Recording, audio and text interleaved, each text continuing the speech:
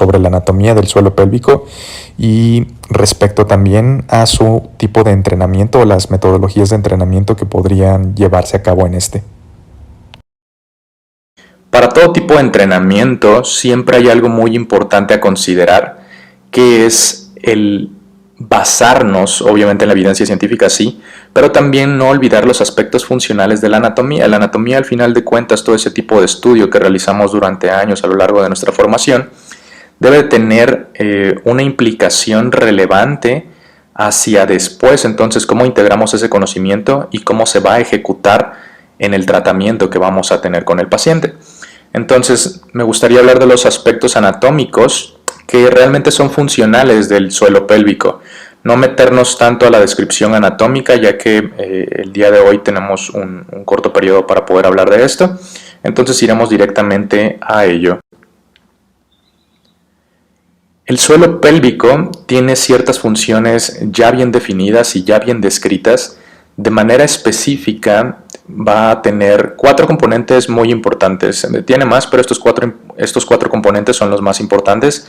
El darle el soporte a los órganos pélvicos, la parte de la contingencia, tiene una función sexual y de lo que vamos a estar hablando este día es de la estabilidad lumbopélvica.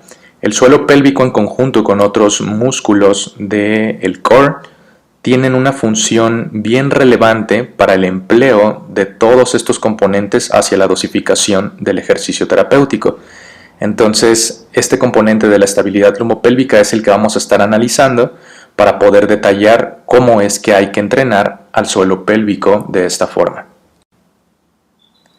Al hablar de la estabilización lumbopélvica, hay que hacer referencia a ciertos factores muy específicos respecto a qué. Cuando nosotros realizamos cualquier actividad en el día a día, ahorita dependiendo la posición en la que se encuentre, ya sea que estén sentados, acostados, estén caminando, lo cual sería muy bueno estar haciendo algo de actividad física mientras escuchamos esto, pero sea lo que sea que estén haciendo, o si estén comiendo o no, si estén simplemente visualizando el video, a lo largo de esas actividades que realizamos, nuestro proceso de respiración se mantiene de manera continua, inhalando y exhalando, lo cual hace que las presiones dentro de nuestras cavidades torácicas, abdominal y pélvica estén fluctuando. Entonces, esto hay que decirlo, es normal.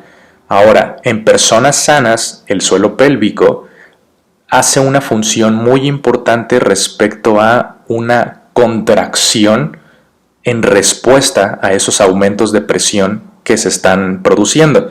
Esto para garantizar el soporte de los órganos de la continencia urinaria y de la continencia fecal. Entonces, vamos a ir viendo a lo largo de este webinar que la respiración, los aumentos de presiones que se producen con ello, tienen una relación muy directa con el suelo pélvico y otros componentes neuromusculares. Entonces, a primera instancia, no vamos a olvidar que el suelo pélvico siempre va a responder a cualquier cambio de presión que se produzca en nuestro cuerpo. Ahora, como bien lo decíamos, prácticamente en nuestro día a día es común que se produzcan aumentos de presión. Hay diversos estudios respecto a ello, haciendo un análisis de cuántos milímetros de mercurio aumenta según cada actividad. En este caso, en este estudio, lo único que se hacía era valorar qué tanto aumentaba la presión con cada uno de estos componentes. Entonces, tenemos en la gráfica ciertos componentes respecto a, por ejemplo, una persona tosiendo, una persona realizando un press militar, una persona que realiza el running y una persona que hace un puente lateral. Entonces, como podemos ver en las gráficas, por ejemplo, al toser, que ahora espero nadie haya presentado la sintomatología, cuando tosemos de manera normal, en este caso esta persona, tenemos los aumentos de milímetros de mercurio, tosió 3 veces, vemos los 3 aumentos de presión que se produjeron por este componente de la tos. Y luego acá tenemos al shoulder press, en el cual el paciente eleva ese peso y mantiene entonces también ese aumento de la presión a nivel abdominal de manera específica. Luego en el puente lateral, cuando esta persona sube y baja, lo mismo, hay variaciones y picos y fluctuaciones de estas presiones. Ahora, en el running hay algo muy importante respecto a que si notamos los aumentos de presión y los picos que se producen son bastante elevados. Entonces, Esto tiene una implicación bien importante porque estábamos comentando en la diapositiva pasada que el suelo pélvico es uno de los encargados de responderle a esos aumentos de presión, precisamente para poder mantener esa contingencia, para poder tener a los órganos donde deben de estar. Siempre debe de responderle de una forma adecuada, que normalmente será aumentando un poco su actividad electromiográfica. Entonces, solo hay que decir que en el día a día es muy común que los aumentos de presión estén presentes, pero como todo en la vida, al realizarlos de diversas maneras, al realizarlos mucho tiempo, pueden tener ciertas complicaciones y pueden afectar a ciertos componentes, que en este caso uno de ellos pues, sería el piso pélvico del que estamos hablando. Normalmente, este sistema, el suelo pélvico, en personas sanas, se tiene que contraer con anterioridad y de forma proporcional, porque decíamos, esos aumentos de presiones que van a estar fluctuando, esa respuesta realmente tiene que garantizar el soporte a todo ello. ¿Por qué? Si este sistema no existiera, nuestros órganos podrían colapsar y se podría producir un prolapso o en este caso producir alguna alteración por los aumentos de presiones y provocar incontinencia urinaria, provocar incontinencia fecal, simplemente la pérdida del tono a nivel de piso pélvico. Y el tener esa pérdida del tono a nivel de piso pélvico nos trae un sinfín de patologías que malamente son muy comunes en mujeres. Ahora, esto que estamos hablando está denominado en un concepto que se llama ajuste postural anticipado. Este ajuste postural anticipado está determinado por ciertos patrones de movimiento en los cuales en este estudio lo que se veía era que al realizar un movimiento de flexión del brazo, en este caso se activaba obviamente el deltoides anterior, que era donde estaba colocado el electrodo, iba a haber una respuesta de otros componentes, tanto como del oblicuo interno, el recto femoral, los isquiotibiales, aductores, glúteos, y de un componente muy importante que estamos hablando, que es el piso pélvico. Antes de realizarse esta actividad, solo por el estarla pensando, hubo un parámetro de activación electromiográfica previa a ello. Entonces, este ajuste postural anticipado, ahorita lo vamos a seguir denominando y determinando. Solo quisiera también mencionar que en este estudio algo muy importante que también se mencionaba es si notan la actividad electromiográfica de estos componentes, por ejemplo el piso pélvico y los glúteos, por el tipo de composición de fibras que tienen, que vamos a hablar un poquito más adelante, siempre hay actividad electromiográfica presente, no así en algunas musculaturas que prioritariamente van a ser movilizadoras. Entonces hay musculatura que cuando tiene un buen número de fibras tónicas siempre van a estar en constante activación, y cuando hay un parámetro de movimiento voluntario se tienen que activar más porque este componente debe de estabilizar previo a la movilización de ello.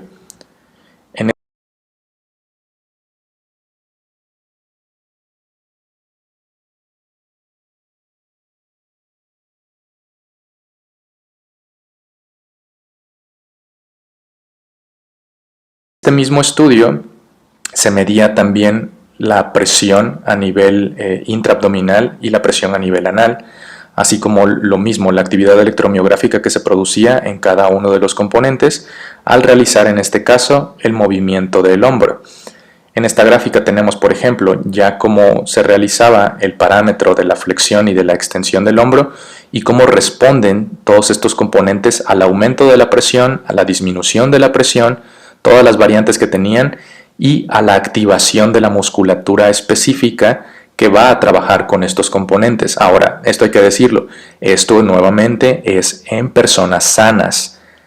Estos movimientos que se realizan entonces solo por yo pensar el mover mi hombro hacia el frente, el desplazar mi hombro hacia el frente, implica una respuesta en muchos componentes, pero el día de hoy estamos hablando del piso pélvico. Entonces solo hay que tener en cuenta que el piso pélvico normalmente debería de responder a esos aumentos de presión.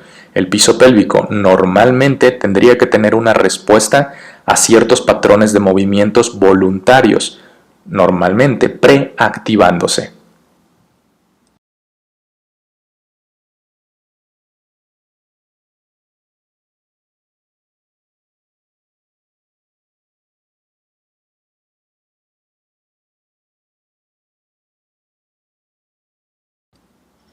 Ahora, mencionábamos entonces que esto se denominaba ajuste postural anticipado. Este ajuste postural anticipado hay que tener en cuenta también que obviamente no solo es el piso pélvico. Como bien decíamos, el abdomen, el diafragma y la musculatura de los multífidos que forman parte de este componente del core o denominado core van a tener una función muy importante en el cuerpo, ya que gracias a ellos es que nosotros estabilizamos a ellos y a otros componentes, pero principalmente estos 4 son los que van a desarrollar los parámetros de estabilización a nivel local o global, previo a un movimiento. Y entonces eso se denomina un ajuste postural anticipado. Normalmente hay una preactivación de alrededor de 150 milisegundos a 200 milisegundos previos a que se realice una actividad voluntaria de estos componentes musculares, porque estos componentes musculares tienen un tipo de fibras que son muy importantes para la función, de la cual estaremos hablando en unos minutos más.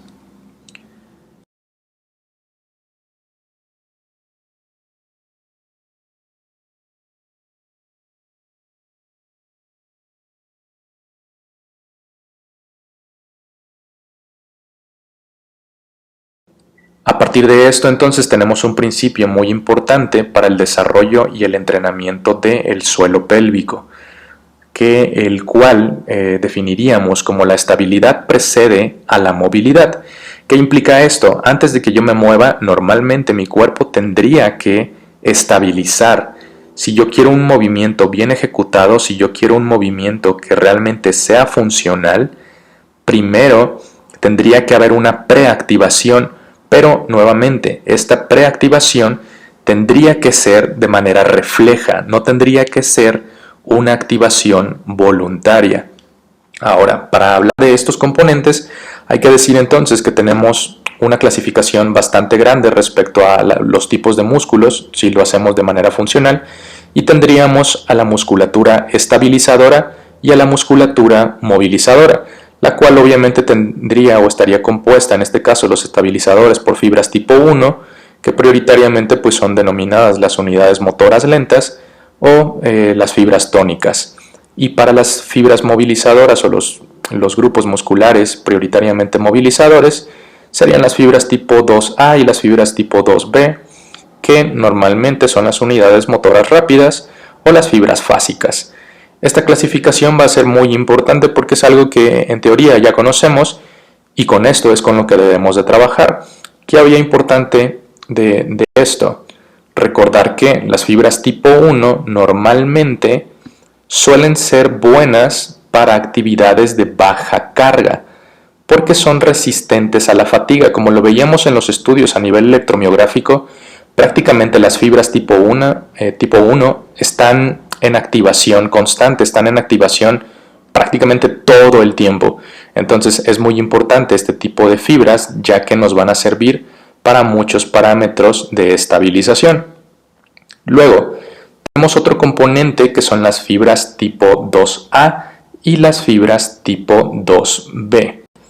Voy a quedarme en esta para que sea más sencillo el hacer el resumen de estos componentes.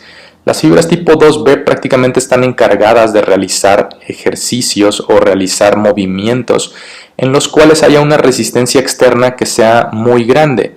Entonces son las fibras que prioritariamente se van a activar a la hora de realizar una carga alta.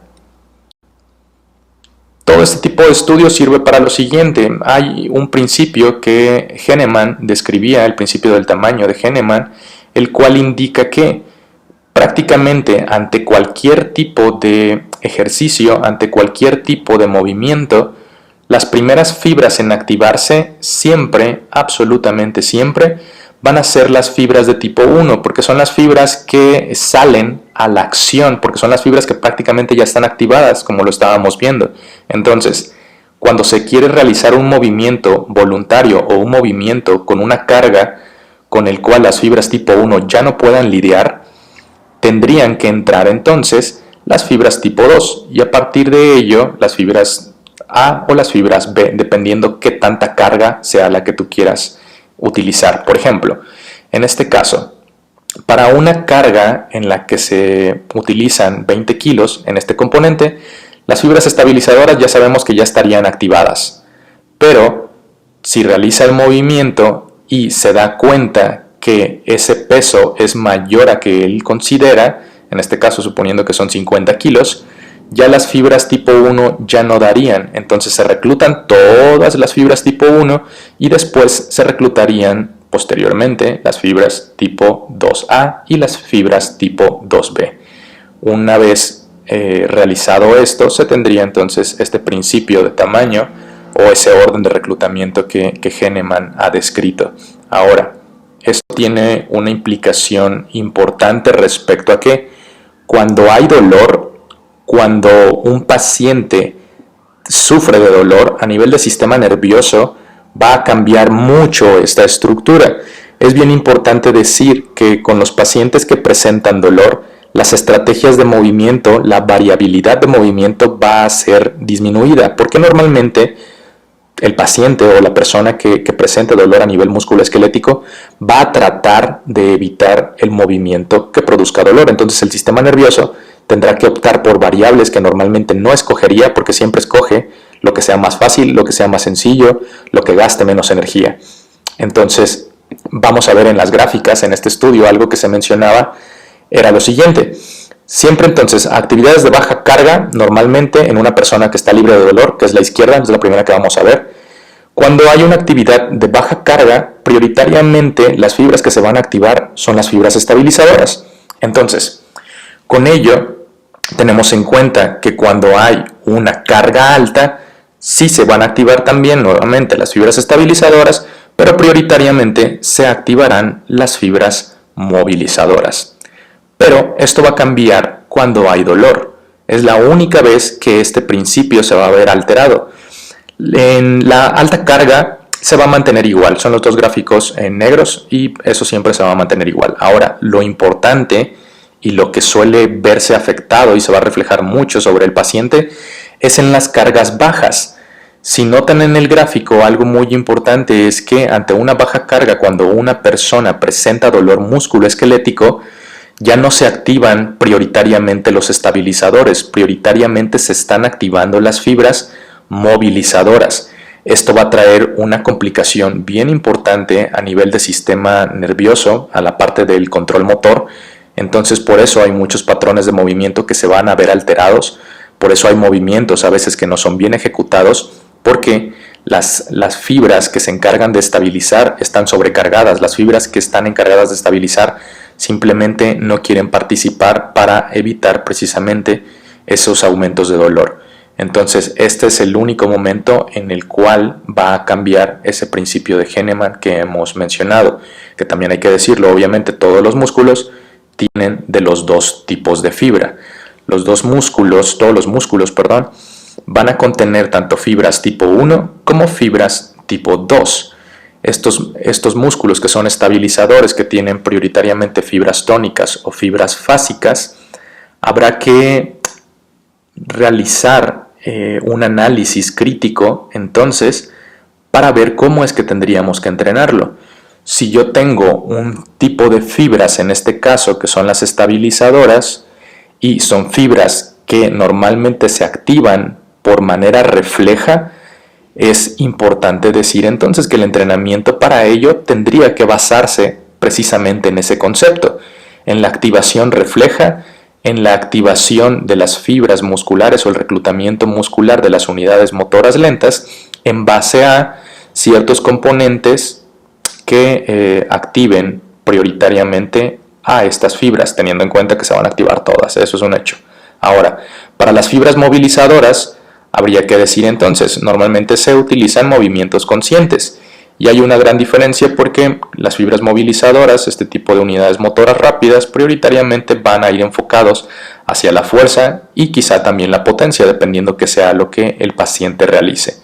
Entonces, con esto tenemos ya dos pequeños principios que recordar ante todo tipo de entrenamiento, que sería: para entrenar a fibras musculares tónicas, unidades motoras lentas, fibras tipo 1, lo que debemos de buscar es un tipo de entrenamiento involuntario, un tipo de entrenamiento que active de manera refleja este componente. Y para poder trabajar con las fibras movilizadoras, hay que trabajar prioritariamente con los componentes de entrenamiento consciente hacia movimientos que realicen una función importante para el reclutamiento de estas. Bien, entonces, cuando hay algunas alteraciones del piso pélvico, algo importante que suele suceder es que la faja abdominal, que el piso pélvico, suelen desprogramarse. Esta desprogramación implicaría que ya no cumplen con su función, de la cual vamos a hablar en unos momentos más. Estos componentes entonces, como ya se ha mencionado, cuando pierden la función por el tipo de entrenamiento no adecuado, va a ser un poco complicado el poder restablecerlo, porque tengamos en cuenta que cuando nosotros entrenamos de una manera no adecuada, se produce un proceso de neuroplasticidad, o más bien siempre de manera constante estamos a ciertas adaptaciones a nivel neuromusculoesqueléticas o adaptaciones a nivel neuronales. Entonces, si yo me la paso haciendo un tipo de entrenamiento no adecuado, la musculatura obviamente va a desempeñar la función que tú le estás pidiendo. Entonces, por ejemplo, si a los abdominales les estás pidiendo que hagan flexiones de tronco, que se contraigan con contracciones de tipo concéntrico, pero su función principal es dar estabilidad al cuerpo y mantener prácticamente una isometría de manera refleja, pues se adaptarán a ello. Entonces dejarán de cumplir su función y así pasarán de manera similar con el piso pélvico, o esto puede ser consecuencia también de los aumentos de presiones de los cuales estábamos comentando hace un momento. Hay dos componentes muy importantes para la valoración del piso pélvico que se realizan de manera subjetiva, en las cuales se realiza el test de la tos, se tose 2 veces de manera muy fuerte y a partir de ello entonces se realiza un parámetro de percepción. Se coloca la mano sobre el abdomen y una vez que tienes la mano sobre el abdomen se te pide toser 2 veces. Tú debes de ser consciente qué pasa con tu mano, si tu mano va hacia arriba o si tu mano va hacia abajo. Lo normal, lo que debería de pasar cuando se produce ese ciclo de la tos, con una tos bastante enérgica, es que el abdomen vaya hacia adentro, tratando de mantener todo en su lugar, tratando de estabilizar al componente del core.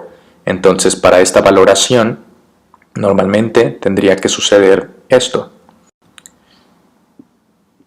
Para la valoración de la competencia perineal, que es de la que estamos hablando en este momento, se realiza el mismo test de la tos. Se tose 2 veces y tú debes de hacerte consciente qué pasa con tu piso pélvico, si tu piso pélvico sube o tu piso pélvico baja. Ahora, ¿hacia dónde debería de ir? Normalmente el piso pélvico, lo mencionamos al inicio, debe de responderle a los aumentos de presión y normalmente le responde aumentando el tono para evitar que haya un descenso de los órganos o se pueda producir un estrés y provoque incontinencia urinaria o fecal, dependiendo sea el caso. Pero entonces, esto sería lo óptimo, que el piso pélvico, ante el aumento de esta presión que se está produciendo por la tos, responda subiendo y no bajando. Bien, entonces, ¿cómo entreno a la musculatura del suelo pélvico? ¿Cómo es que tengo que hacerle para entrenar a la musculatura del suelo pélvico? Primero tendríamos que pensar, como ya lo hemos estado mencionando, en qué tipo de fibras tiene este componente, y en base al tipo de fibras que tenga el suelo pélvico es lo que debería yo estar realizando de programación para el entrenamiento. Hay que decir entonces que según la parte de distribución anatómica funcional del piso pélvico, solo un 20% es musculatura, el otro 80% del suelo pélvico está formado por tejido conjuntivo.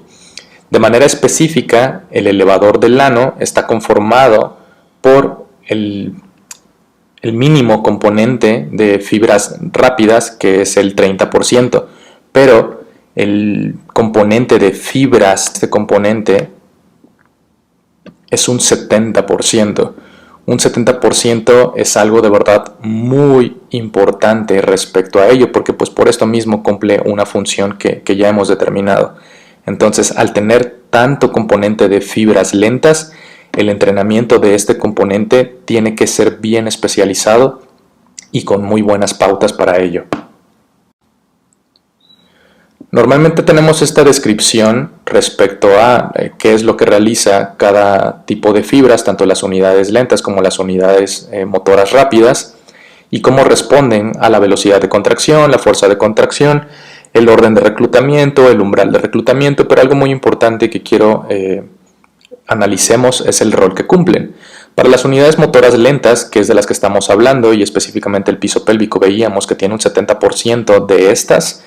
Normalmente el rol de este componente, el rol de estas fibras debe de ser algo que ya hemos mencionado, controlar funciones normales, normalmente la postura, el mantener el control de la postura y movimientos en descarga. Entonces esto va a ser bien importante para la parte que vamos a ir viendo del entrenamiento de las fibras tipo 1.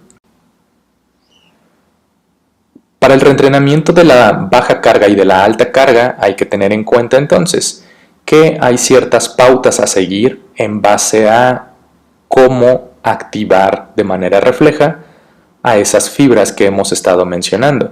Normalmente para el reclutamiento del umbral bajo con un estímulo sencillo de estas fibras tipo 1 tenemos estos componentes: el balanceo postural, posiciones posturales mantenidas, movimientos funcionales sin excesiva carga al tronco y las extremidades, y normalmente suelen ser contracciones submáximas. Pero nuevamente, todos estos componentes de activación a nivel músculo-esquelético tienen que ir a los parámetros de activación refleja, no de activación voluntaria. Entonces, ¿qué tipos de ejercicio tendría que hacer? Hay que mencionar que hay muchas metodologías para todo esto. Veremos algo sencillo ahorita y estructuraremos ya algo más complejo para al menos poder detallar una rutina de entrenamiento.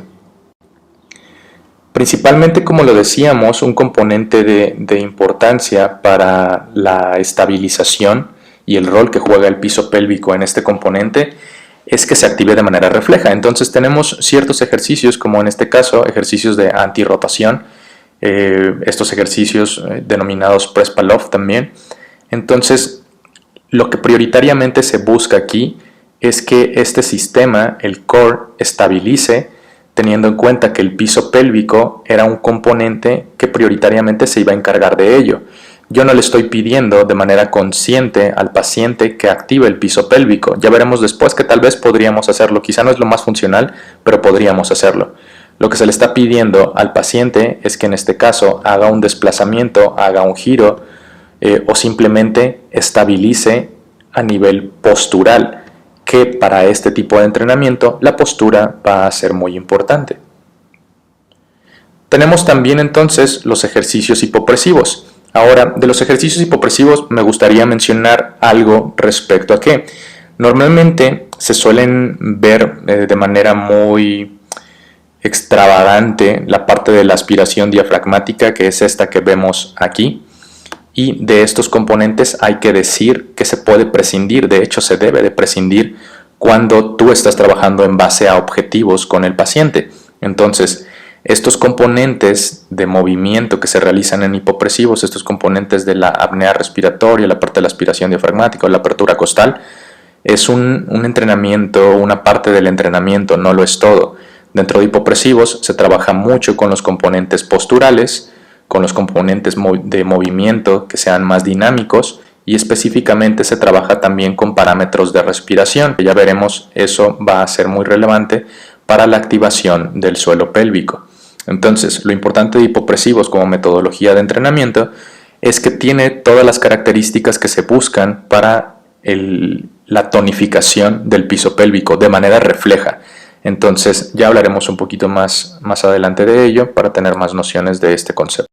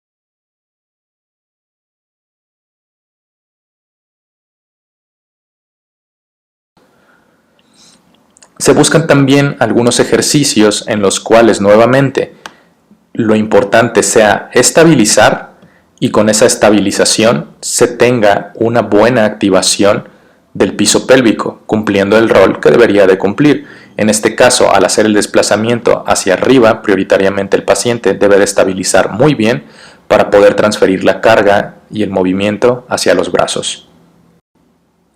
Luego, por último, y no menos importante, los ejercicios de Kegel. Los ejercicios de Kegel tienen una evidencia científica también bastante buena y hay que decir que malamente, al ser mal dosificados, sí ha habido mucha complicación a la hora de su prescripción. Pero hoy hablaremos de estos componentes para poder hacernos conscientes del piso pélvico y de saber cuándo meter Kegel y cuándo no. Ahora, hay que tener en cuenta entonces ciertos principios que normalmente se tienen para todas las pautas de entrenamiento a nivel neuromuscular general, pero prioritariamente tendríamos lo siguiente.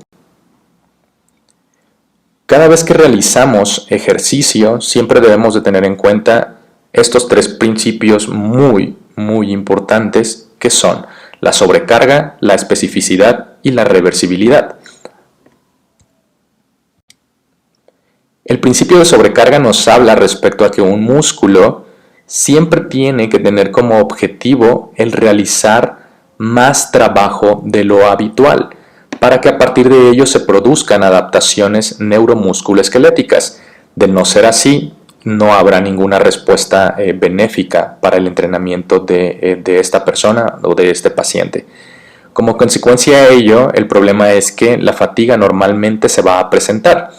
Y para el piso pélvico, este principio de sobrecarga es algo que normalmente está contraindicado, pero veremos que con Kegel, por ejemplo, con protocolos que se mantenían, esto es lo malo que se llega a hacer. Normalmente a veces piden contracciones mantenidas de 40 segundos, de 45 segundos o realizar contracciones repetidas del piso pélvico, no sé, unas 30 veces, 20 veces, y a veces el paciente no puede, no aguanta ese nivel de contracciones. Entonces es muy importante tener en cuenta que este principio de sobrecarga llega a afectar algunas metodologías de entrenamiento como lo podría ser Kegel. Por eso siempre se debe pautar el ejercicio de manera individualizada, que es algo que ya sabemos desde hace mucho en la fisioterapia. El siguiente principio es el de especificidad, del cual desarrollaremos más componentes de esto. Entonces, ¿qué quiere decir el principio de especificidad? El principio de especificidad normalmente va a implicar que el músculo se entrene con una actividad física que reproduzca lo más posible el movimiento funcional requerido. ¿A qué se refiere esto? A que tú normalmente pongas de base y priorices qué tipo de fibra tiene predominantemente el cuádriceps. ¿Tiene más fibras tipo 2? ¿Tiene más fibras o unidades motoras rápidas? Ok, entonces el tipo de entrenamiento que hay que priorizar es el desplazamiento voluntario, las contracciones concéntricas, excéntricas y generar la aceleración y desaceleración. Pero para parámetros, por ejemplo, como lo es el piso pélvico, veíamos y hacíamos el análisis que normalmente tiene un componente elevado de fibras estabilizadoras, de fibras tónicas, y entonces con ella lo que debo de buscar es tono. Y a partir de ello entonces tendría este principio de especificidad para trabajar con cada grupo muscular. Solo hay que mencionar también que ningún músculo funciona de manera aislada. Todos los músculos funcionan con un todo. Y el último parámetro, hay un parámetro denominado reversibilidad. ¿Qué es importante de esto? Hay que tener en cuenta que si el paciente deja de hacer los ejercicios, los beneficios son reversibles. El paciente puede regresar a donde estaba antes, porque no continúa con la rutina de ejercicios. Ahora, es muy común que estés pensando, es que mis pacientes no realizan los ejercicios. Siempre que le dejo ejercicios para casa, no los hace. También hay que ser súper sinceros y hay que decir que a veces dejamos rutinas de ejercicios que son muy aburridas, que solo a nosotros pautarlas se nos hace muy aburrido. Ahora, tampoco hay que irnos a los extremos porque a veces dejamos ejercicios que son tan complicados que el paciente por lo mismo no lo hace. Entonces siempre se busca un punto medio. Ya sabemos que los dos extremos nunca son benéficos para nadie. Entonces hay que tener en cuenta que hay que generar una adherencia al tratamiento con todo lo que hagamos nosotros. Retomando un punto muy importante para el cual vamos a pautar entonces y definir las líneas de cómo hacer este componente de entrenamiento muscular del piso pélvico, hablaremos de la especificidad. Y mencionábamos que la especificidad entonces era que se produzca un movimiento o una función que implique el reclutamiento prioritario de las fibras del músculo que tú estás seleccionando para ello, y en este caso estamos hablando del piso pélvico. Entonces, ¿cómo lo vamos a hacer? Para lograr contracciones funcionales del suelo pélvico, algo muy importante va a ser seguir una serie de pasos, las cuales nos van a dar esta funcionalidad de la cual hemos estado hablando. El primer paso sería tener la capacidad de realizar la contracción del suelo pélvico, de manera voluntaria, obviamente. Ahorita hablaremos de qué concepto utilizaríamos para ello. Luego, un segundo paso pautado dentro de la imaginería motora es el observar e imaginar un movimiento, al igual que el tercer paso, que es el realizarlo al final de cuentas. Esto permitirá un mejor reclutamiento de las fibras que estamos buscando y con ello tener una ejecución más óptima de este componente.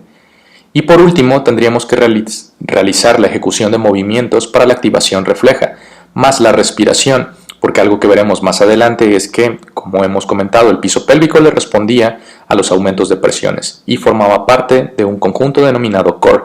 Entonces, para ello va a ser muy importante tener en cuenta que los ejercicios que sea que realicemos siempre tendrán que ir acompañados del entrenamiento de la musculatura respiratoria también. Hay un componente muy importante que no debemos de olvidar, es que a la hora de realizar los ejercicios del piso pélvico, del suelo pélvico, nosotros debemos de asegurarnos que los pacientes, que nuestros clientes, realicen la contracción del suelo pélvico de manera correcta, porque normalmente suelen haber muchos errores muy frecuentes antes de que se produzca una buena contracción del suelo pélvico. Hay algunos estudios que mencionan que un 60-70% de las personas que dicen hacer una contracción de su suelo pélvico realmente no la están haciendo. Entonces, a partir de esto tendríamos unos errores comunes que hay que tratar de corregir a la hora de tener al paciente, a la hora de estarle pautando los ejercicios. Y unos de estos problemas suelen ser que el paciente, en lugar de contraer el piso pélvico, contrae la musculatura abdominal. En lugar de contraer el suelo pélvico, contrae la musculatura de los aductores. En lugar de contraer el suelo pélvico, también realiza la contracción a nivel glúteo. O lo que es peor, a veces dejan de respirar cuando les pides que hagan la contracción. Entonces, antes de pedirles que realicen los ejercicios, habrán unas pautas que hay que realizar previamente. ¿Por qué? Una correcta contracción del piso pélvico, de la musculatura del piso pélvico o del suelo pélvico, debe de estar compuesta por el apretar alrededor de las aberturas pélvicas y el levantar hacia craneal o hacia adentro ese componente de movimiento a nivel músculo-esquelético. Ahora, ¿cómo voy a lograr esto? Esto lo voy a lograr con un componente que ya mencionamos hace un momento, que es la imaginería motora graduada. Normalmente para esto, de manera muy rápida y breve para la explicación, se tienen que realizar primero la observación del movimiento, de qué es lo que el paciente va a hacer, de qué es lo que el paciente va a ejecutar como movimiento, y una vez hecho esto, se le pide también al paciente que reproduzca de manera imaginaria el movimiento que acaba de ver para que él logre integrar un movimiento de manera completa en su cuerpo, y a partir de ello sepa dónde se ubica el componente que tú estás mencionando y cómo es que se tiene que contraer, porque a la hora de juntar esos dos componentes, como lo podemos ver en la última imagen, el córtex se activa muchísimo más. Entonces es muy importante tener en cuenta que la sumatoria de todos estos parámetros van a dar el éxito en la ejecución del movimiento.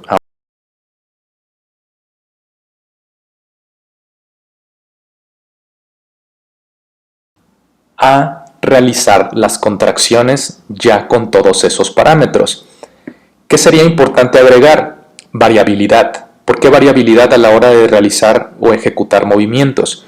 Porque el suelo pélvico debe de contraerse de diversas formas, que, por ejemplo, en este caso, que en esta dirección sería la fuerza y en este caso sería la contracción en el tiempo que la logre mantener, las contracciones pueden ir desde cero, en este caso, supongamos que esta es una pequeña gráfica, yo le pido a mi paciente que comience a contraer de manera gradual, suave, y comience a elevar la contracción. Y una vez que haya llegado al pico, la baje igual de manera suave. Luego a ello podría pedirle también que realice una subida brusca y una bajada brusca, que apriete y que suelte. Luego podría pedirle que suba lento y que baje rápido. Y así podría ser miles de variantes, pero la idea es justamente que haya variantes, porque ese tipo de entrenamiento implicará una mejor ejecución para la hora de reclutar las fibras de manera voluntaria. Ahora, ¿qué otra cosa habría que hacer para la parte de la variabilidad? Otra cosa que habría que hacer son posturas diferentes. Estos tipos de posturas van a hacer que el tipo de reclutamiento también sean muy importante para el paciente respecto a que con cada una de esas posturas se reclutarán en mayor o en menor proporción las fibras musculares que yo estoy solicitando, que en este caso recuerden que al hacer reclutamiento de manera voluntaria, a quien estoy priorizando con Kegel son a las fibras tipo 2, a las fibras que realizan contracción de manera voluntaria. Entonces, ¿por qué funcionan los ejercicios de Kegel? Porque por principio de Henneman, lo hemos dicho, las primeras fibras que se contraen son las fibras tónicas. El entrenamiento, si bien es voluntario, pasa trayendo en una proporción pequeña a las fibras lentas. Por eso es que funcionan los ejercicios de Kegel cuando son bien dosificados, obviamente. Ahora, como lo decíamos, para la activación refleja se necesita y está evidenciado que también se sume un parámetro de respiración. Esto va a ser muy importante porque prácticamente todo ejercicio que realicemos, y ahorita vamos a ver una pequeña pauta de entrenamiento ya funcional, tiene que ir acompañado de respiración. Entonces, hay que tener en cuenta que cada vez que realizamos un ejercicio, absolutamente siempre debe de ir bien pautado dónde inhala y dónde exhala, cómo lo hace, cuánto tiempo dura y demás componentes que veremos. Bien, para las pautas de entrenamiento entonces tendríamos algo muy... y a la hora de ejecutar el movimiento mantener los parámetros de inhalar o de exhalar. ¿Por qué va a ser importante esto? Porque en el estudio que mencionábamos previamente se menciona la relación de toda la musculatura respiratoria, específicamente del diafragma, con el suelo pélvico, y también muchos de ellos hablan de la parte abdominal. Entonces todo esto al final se cierra por la parte de los multífidos. Pero, ¿qué es importante? Que todo tipo de entrenamiento que estemos realizando, como lo decíamos, siempre vaya a los parámetros de la estabilización. En este caso, como en el estudio que mencionábamos al inicio, la persona únicamente lo que está haciendo es levantar el brazo, pero para levantar el brazo hemos descrito, se ha evidenciado, ya lo hemos mostrado, que prioritariamente el paciente primero tiene que estabilizar, y una vez que estabiliza, y el piso pélvico es importante para ello, se puede ejecutar el parámetro de movimiento que está realizando, en este caso, el modelo anatómico. Entonces, si a esto le acompañamos los parámetros de la inhalación y de la exhalación, recuerden que a ello, de igual forma, el piso pélvico le tenía que responder.